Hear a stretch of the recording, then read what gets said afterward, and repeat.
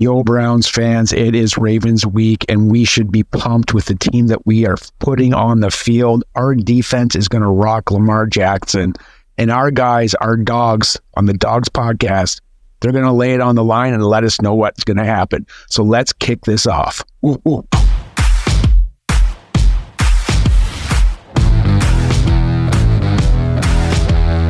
Welcome to the Dawgs podcast with your hosts, Blake Reneker, Justin Charles, John Nye, and Josh All. What's up, Browns fans? Welcome back to another episode of the Dawgs podcast. A very special week, Ravens week.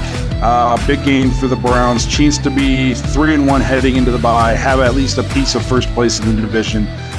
It's about as big of a week 3 matchup as you could, or a week 4 matchup as you could ask for. So we're going to jump into all of our Ravens previews. We got a voicemail from Kenny Mack. A lot of good stuff coming up. Before we get to it, though, remember, if you want to get your voicemails on the show, head to thedawgspodcast.com, tap leave voicemail in the drop-down menu. We love getting your guys' voicemails and your intros. We love hearing from you guys. So hit us up with a bunch of voicemails, get your thoughts on the show. If you're watching on YouTube, please like and subscribe. Make sure you tap the notification bell so you never miss any new content. You can also find us on Facebook, Instagram, Twitter, and TikTok. Like, we blew up on Facebook in the last 2 days. So there must be like a bunch of elderly people watching us all of a sudden because our Facebook doubled in following out of nowhere. So everybody who's like 45 and older watching, we appreciate you.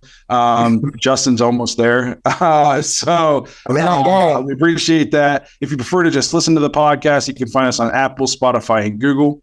Lastly, if you're looking for more Dawgs content, head to jointhedawgs.com, become an official Dog Pack member on the Patreon page.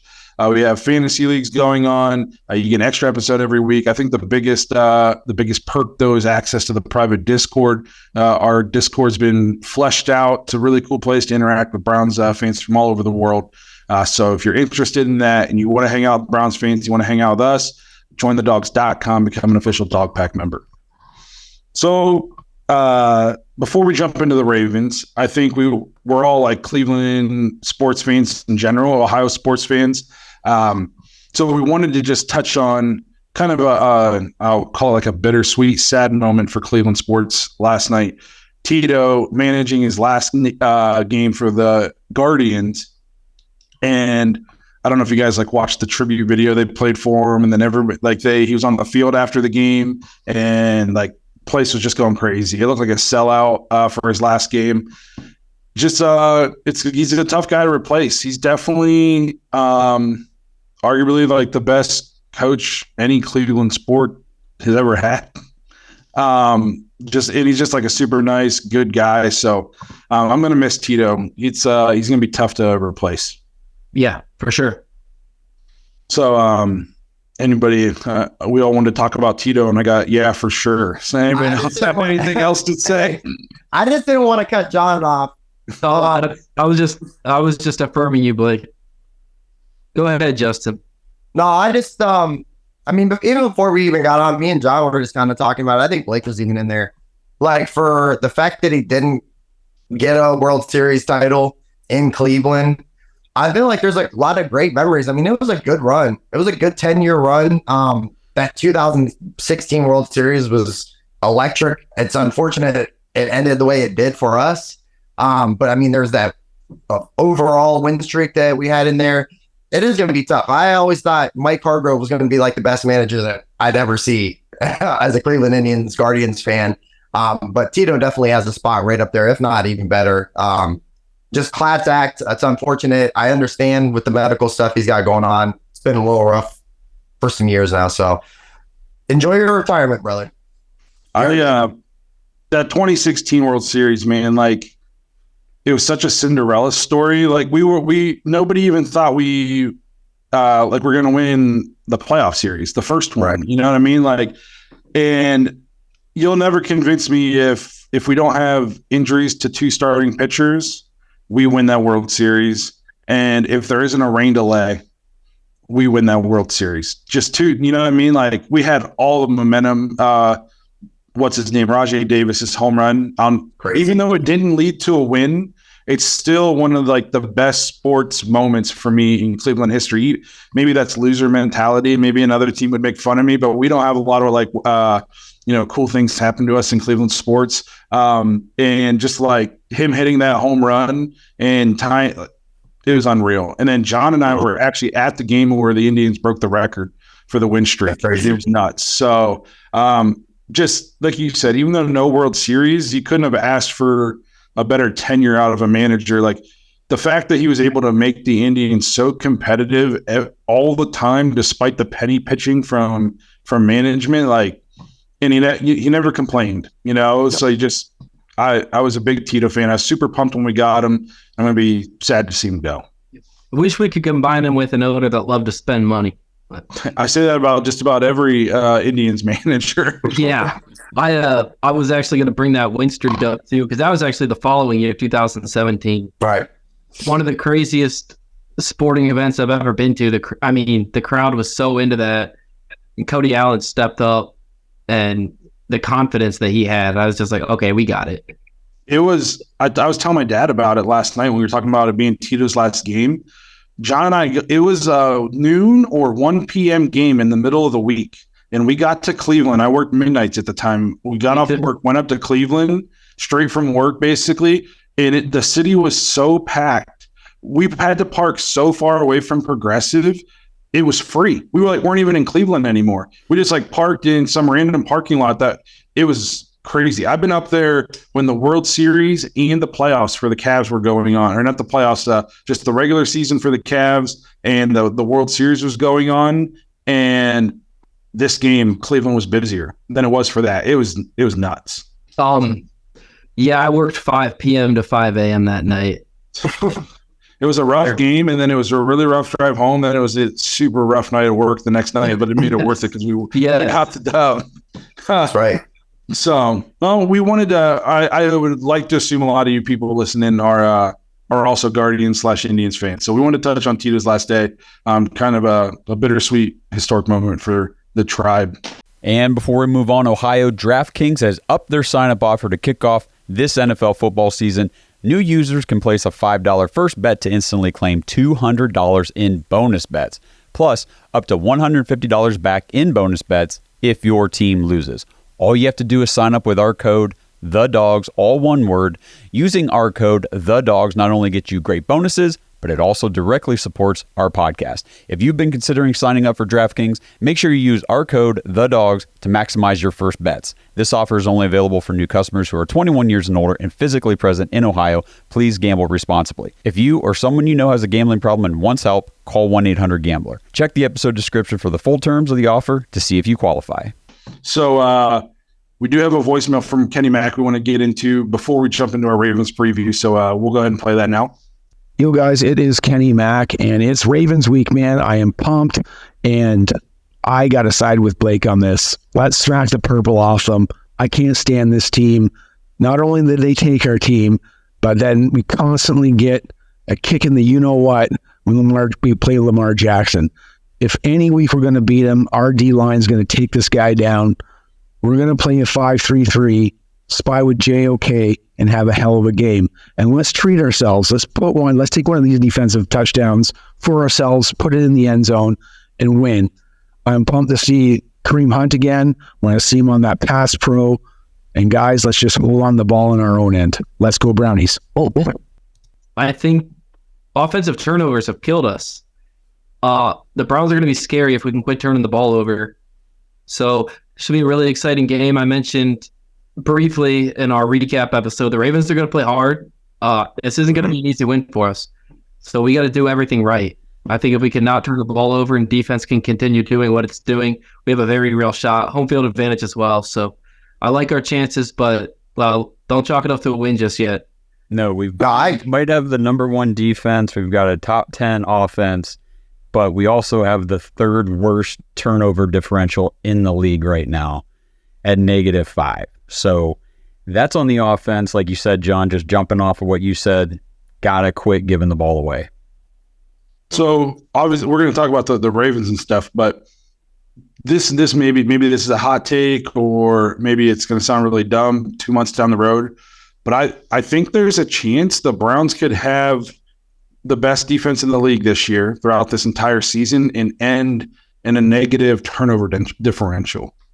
I don't think that's a hot take at all, man. Because I said this on Twitter today.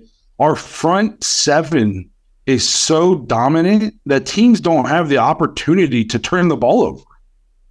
Like they don't have time. The quarterback is literally catching it and just getting rid of it, running for his life, throwing it out of bounds. Like there's no, we're getting to him so fast and there's so much pressure and like there's no opportunity. Throws aren't even on target. Like our best bet's a strip sack, which we got one and we were unfortunate we didn't get to recover. But there's been almost no opportunity for turnovers. Like quarterbacks aren't even throwing the ball to wide receivers. They're just chucking it over their heads or throwing it out of bounds. Like it's been we're so dominant up front. It's almost like we're suffocating them. It's like watching high school teams play elementary school teams.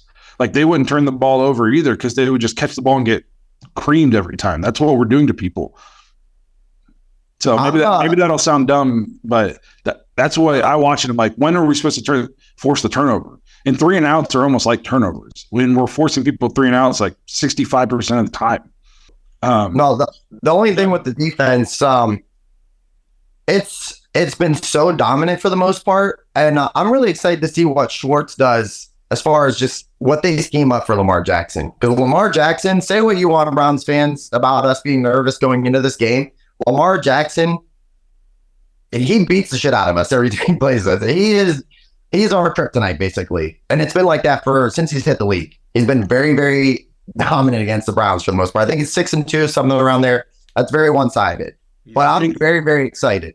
Go ahead, but what is it? He's 6-2. Technically 2-1 in Cleveland, but the one game that the Ravens lost in Cleveland, he only threw 4 passes. That was the game we knocked him out, and Tyler Huntley finished out the game. So anytime that Lamar started a game and finished the game in Cleveland, he's never lost yet. There you go. That sounds there was the reason for one on the board. Right. I think the only time we've like really played well against him, other than the time he got injured, was the Freddie Kitchens year, where he jumped out to a huge lead early, and he forced him to throw, and then we played him tough. But other than that, he's had our number. I mean, he has most people's number. He wins 85% of his starting games or whatever. In terms of like this matchup, though, I did hear Jim Schwartz say we're not going to sit back. We're not going to sit back and try to contain him. We're going to take the fight to him. Like we're not just going to play passive this game. So that's encouraging. If you're going to win this game, he's the guy you got to stop. I mean, they're coming in here so banged up. They're like the East Coast version of the 49ers. They can't keep anybody healthy the last couple of years. Like there's a chance they're going to be missing Edwards. I mean, we know they're going to be missing Dobbins, Edwards, and Hill. I mean, again, back-to-back years, they're going to the streets to find running backs. I don't know. Is Odell playing? So Odell's questionable. And Bateman's out, right? Neither of them practice this week. So there's a good chance we're not going to play. Edwards cleared concussion protocol, so he probably will be there. He'll probably be their running back. So I mean, probably not though. So it'll be correct. Gus and Melvin Gordon probably. Pretty sure Justice Hill's on IR, man. So I think he's still got 2 more games that he has to miss. So they're depleted offensively. If Lamar wasn't so electric running the ball, I would be like, oh, we're going to win this game by 100. But he's just so dynamic running the ball. And I touched on this, I think, in the text thread. The only thing that makes me slightly nervous in this game in terms of our defense against him is we're so aggressive in our pass rush and like to get home that I don't want to just create natural run lanes for him. And he just runs for 250 yards against us. Like I don't want to get beat when he completes 10 passes for 80 yards, but he rushes for 280 yards and 3 touchdowns, and we're never off the field. I don't believe that's going to happen with this defense. I don't think like Jim Schwartz isn't going to turn into Joe Woods overnight. But I think like maybe the most important position on the field this week for the Browns is going to be the interior defensive tackles. Those guys have to be in Lamar's face, and they have to keep their rush lanes because Miles and Za'Darius, they're going to rush contain. So in years past, they would do that, and then Lamar just run right up the middle because we'd have basically wet paper there. So Tomlinson, Mo Hurst, all these guys, they got to play tough in the middle. We got to be disciplined in our rush lanes, essentially, to make sure he doesn't just run all over us. Because then if he's just going to chew clock when we're not going to have the ball. This episode is brought to you by Omaha Steaks. Browns fans, fall is in the air, and that means we're looking forward to more of these crisp mornings, falling leaves, and more sweater weather.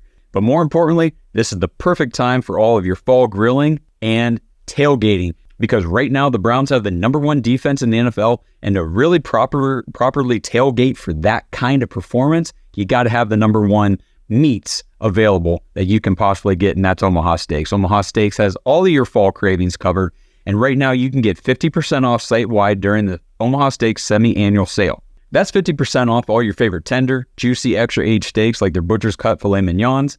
Go to omahasteaks.com today and use code DAWGS, DAWGS, when you check out, and you'll get not just 50% off of their site-wide sale, but you get an extra $30 off your order with our code. With Omaha Steaks, the possibilities are endless flavor, and endless value on incredible entrees, scrumptious size, decadent desserts, and more, all of them 50% off during the semi-annual sale, and every single bite is backed by their 100% unconditional guarantee. Go to omahasteaks.com right now, shop all of your delicious favorites for half the price. Don't forget, enter code DAWGS, DAWGS, when you check out for an extra $30 off your order. But you better hurry, this sale is only available for a limited time. Minimum purchase may apply. Well, I was looking at some of their stats. So through the air, I don't think they're going to have a whole lot of success.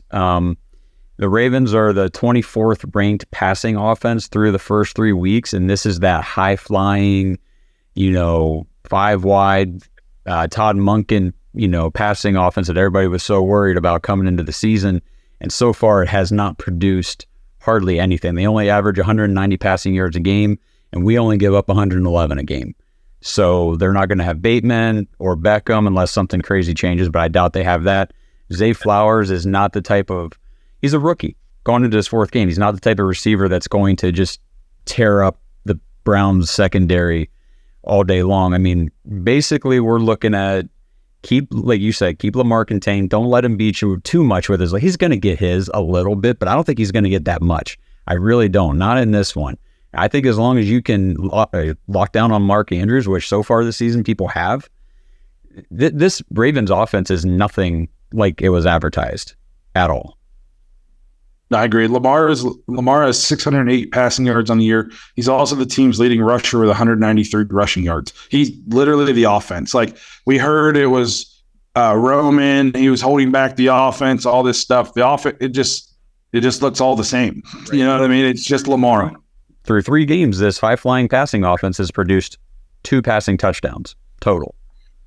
Yeah. So I do think Zay Flowers poses like he's a freak athlete. He's good. He's nice. You know what I mean? He's very quick. Oh, no, I'm not saying he's not a good receiver. I'm just saying he's not a big dominant alpha who's going to go bully anybody. I think we're going to be good. I think we're going to be pretty good.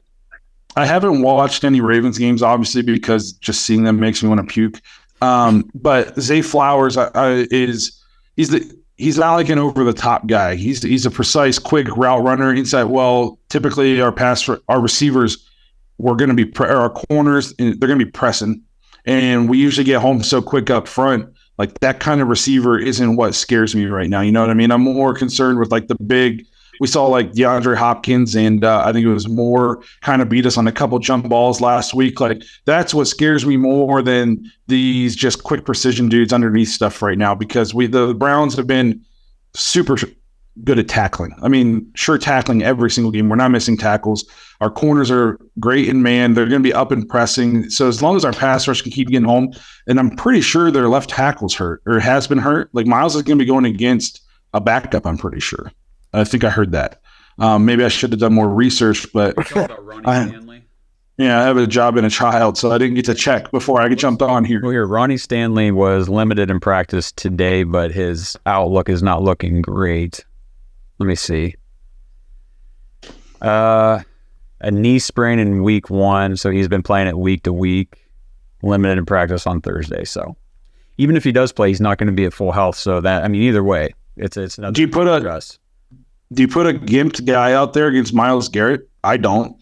You know what I mean? Like, especially not the way Myles has been playing this year. Myles is playing out of his mind. So I think I said this on our live. The biggest reason why I'm not just jumping on here and being like, this is an easy dub for the Browns is we're the Browns and they're the Ravens. And the Steelers taught me my lesson 2 weeks ago. Okay. Like, I watched the Steelers play the Raiders and I watched them play the Niners, and I'm like, this team is not that good. Right. And they made us look silly, and I'm not going to come in with the same confidence. Like, if the Browns want to be the team that they think they are and what they say they are and that we all think they are, you have to win this game. There's literally no excuse to lose this game. You're the healthier team. You're at home. You have the number one defense in the league, one of the best historically through 3 games, one of the best defenses ever. You're coming off your best offensive performance. Like, there's legitimately no reason to lose this game other than history. And we're the Browns and they're the Ravens. So if you want to change the narrative and you want to show the fans and put the league on notice, like, hey, you were wrong about us all offseason. This is our year. Like, you have to win this game, because if you lose this game, it's going to be Steelers week all over again. Yeah. They haven't beat anybody. They're overhyped. Blah blah blah blah blah blah. You have to come win this game. Well, defensively, they're also pretty banged up too. I mean, they're not going to have Kyle Hamilton, their safety, and they're not going to have their cornerback Marlon Humphrey in this matchup. So I posted this on Twitter today, actually. So Amari Cooper is primarily going to be lined up with Brandon Stevens. Their cornerback has been filling in for him, and in the 3 games this season, he's been absolutely terrible. 29 targets have gone his way. He's allowed 21 catches for 198 yards and a 91 quarterback passer rating when he is targeted. So I'm looking for Amari Cooper to feast on this guy on that side of the field. And I think the Browns would be smart to target him early and often just to make him earn it. Yeah, but Aaron Butler said he hits hard. Oh, yeah. So, he's also 6'2". So we got to watch out. He's a 6'2". How much he weigh? He can't cover anybody. He can't cover anybody to save his life. But, man, after he gave you 15 yards, he'll hit you hard. Right. Like, I'm like, what point are you trying to make? The stats are the stats. You know what I mean? Like, no, like I said, there's no excuse to lose this game. Like, you have to come out and perform. I really want to see the offense build off last week's performance. Don't take a step backwards. Continue. I don't want to hear the narrative all week. We only looked good last week and threw the ball well because Tennessee has a bad passing defense. Like, let's continue to build. If we throw it around and we score on the Ravens, even though they are banged up, that's gonna give you some clout, some respect over, because you know what I mean. Like, they're still the Ravens. They're still a well-coached, tough football team. So build on last week's performance. I would like to see the run game. Like, we ran it well enough to keep them honest last week, but I think overall we averaged 2.8 yards a carry or something like it. That's a tough defense. It's a tough defense, yeah. But I'd like to see, like, let's get Jerome Ford going. I'm not saying you got to get the guy 25 touches, but let's just get him in a little rhythm, make sure he's a threat, keep that passing game open. And I want to see Deshaun continue to just take what the defense is giving him. I thought he did such a good job last week of just taking what the defenses was giving him, staying in rhythm. It kept him accurate. He wasn't overthinking, so then he wasn't rushing throws. It was just so much better. And then just no more boneheaded plays. Like, I feel like every game, like last week, he only had 1. So we're due for a 0. So that's and hold on to the ball. They're going to be coming after the ball. Hold on to the ball. Elijah Moore, Jerome Ford, Deshaun Watson. Yes. Stop turning the ball over. That's aiming and joking. Take care of the ball and we'll win the game. Like, I'm very confident in our defense. Lamar is obviously like we've talked about, he's the most threatening, the most dangerous playmaker we're going to probably face all year, aside from maybe Christian McCaffrey. But if we can just limit the big plays from him and just not turn the ball over on offense, we'll be fine. We'll be okay. Yes. I'm so interested. I've heard a lot of people say you just JOK to spy Lamar. Do you think spying Lamar, my only problem with spying Lamar, which obviously you want to have somebody have an eye on him, is most people aren't as fast as him. So, like your spy, sometimes it doesn't do anything. Obviously, I'm not saying go out there and don't spy him, but I'm just JOK's got to be on his game, is what I'm trying to say. I guess like you can't underestimate his speed. Like you got to be on him, like flies on crap. And we know from being in the same division as Lamar and watching a lot of Ravens games, especially against us, he is prone to turnovers. So I think the pressure from our defensive front, I mean, this could be the game where we do get a pick or two because he's already thrown a couple this year, or however many it's been, but he had a 4 interception game against us a couple of years ago. So we can force him into turnovers. He's got 2 passing touchdowns and 1 interception. I would say the most impressive thing about Lamar's game so far this year has been his completion percentage. He's completing 73% passes. Yeah. The problem is that, it's for 608 yards. So they're just dinking. Short to the... And I'm sure he'll have a high completion percentage in this one too, because it'll be catch and pass, like the other quarterbacks have had to do. I would say that there's a chance he'll hold the ball a little bit longer than some of these other guys just because of his athleticism. So I think if we can gang tackle and we can pressure him with more than one guy, we could potentially, there could be some sacks in this game, like some big losses, potentially strip sacks, that kind of stuff, because he's not going to be somebody, he's not going to Kenny Pickett us. He's not just going to catch the snap, and he's Lamar Jackson. He can make people miss. He can run. Like, he's going to be looking to make plays. So I do think that, like you said, I could see turnovers happening this game as long as we play well. It all comes down. I think if we play our game, we win.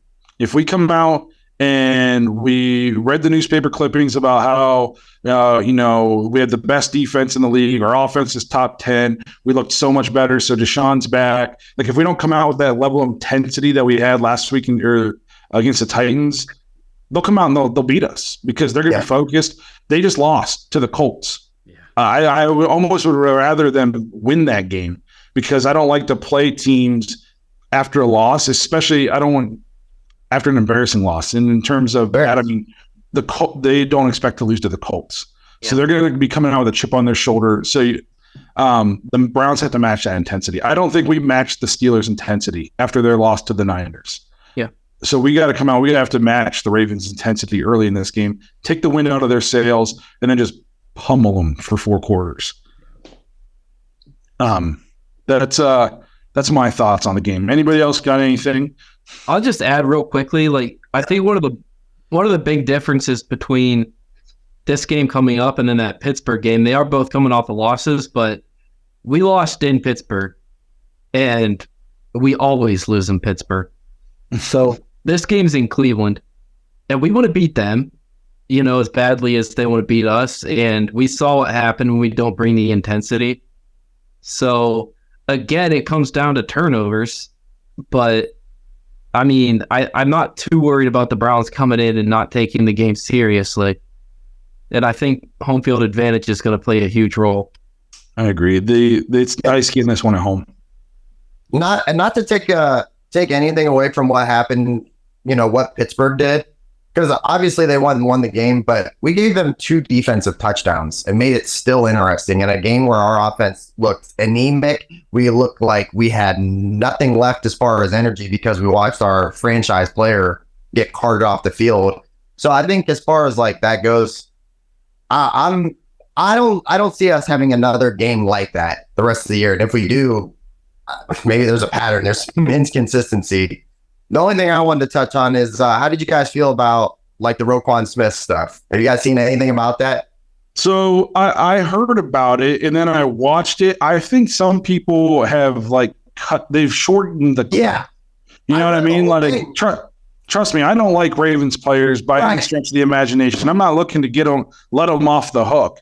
But what he said, like in terms of wanting to come in and beat us in front of our friends, he didn't say he wanted to do that. He said that's what they're trying to do. And he was just talking about the playing games in the NFL and why the Browns are going to have energy because we're coming in to try to beat them. Like, he didn't say anything wrong.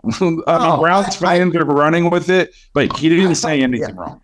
I don't get it. I read the whole little clip and all that, and people were like, "Yeah, more bulletin board material for the Browns," and I'm just like, "No, this is a competitor saying that he wants to go win the game. If your guy, one of your best defensive players, is not saying that, I'd be more nervous than anything." If anything, he got just set up into a bad question and just it got manipulated into what it was. But I had literally as a Browns fan, I didn't walk away from that going, well, we need to go out there and beat the hell out of them now. I'm disrespected. I'm badly disrespected by that. I couldn't care less about that. You know what I mean? No, I agree. I heard it and I was like, well, Browns fans are being Browns fans and they're using anything they can do and they're running with it. But I don't think he said anything that bad. I wouldn't have, if I didn't see stuff about it beforehand and I just watched that interview, I wouldn't have thought twice about it. Yeah. So what about Watson's shoulder? Watson's shoulder, any concerns? No. Okay. He's been limited. I don't even think there was real injury. I think he just got popped on that one run and yeah. They said he just got a little banged up on that one quarterback run. So and I just think they're being extra cautious because you lose Nick Chubb. It's one thing, we paid for Deshaun to be able to lean on him now. You lose Deshaun, I mean, ask the Jets. Yeah, I'm not concerned about that. I think he's going to be all right. Okay. But I'm looking forward to this game. We do want to let you guys know immediately after the game on Sunday, we, as in myself and Josh, will be live on Bleacher Report giving our post-game reactions. So we are with Bleacher Report for some of this stuff now, and as long as it goes well, we'll hopefully continue to do more of them. And it'll be 2 of us every week, and it'll be a mix and match. So like this week, Josh and I are kicking it off, and one week it could be John and Justin, be Justin and John, or Justin and Josh. So there'll be 2 of us, and then if the other guys are free that weekend, they're going to jump in the chat, be interacting with you guys. So just like you do for our YouTube lives, you guys always come out and you watch us live and you support us. Help us out this Sunday immediately following the game. Hopefully it's good news and I'm not just depressed like I was after the Steelers game. Because I'm going to try to keep it. I'm going to try to be up tempo because it's our big debut on Bleacher Report. So, so come in, help us out, and help support the show. We would greatly appreciate it. Because if it goes well, hopefully we get to keep doing it. Yeah, absolutely. They don't want my post-game reaction from the parking lot of Cleveland Browns Stadium after the game. Absolutely not.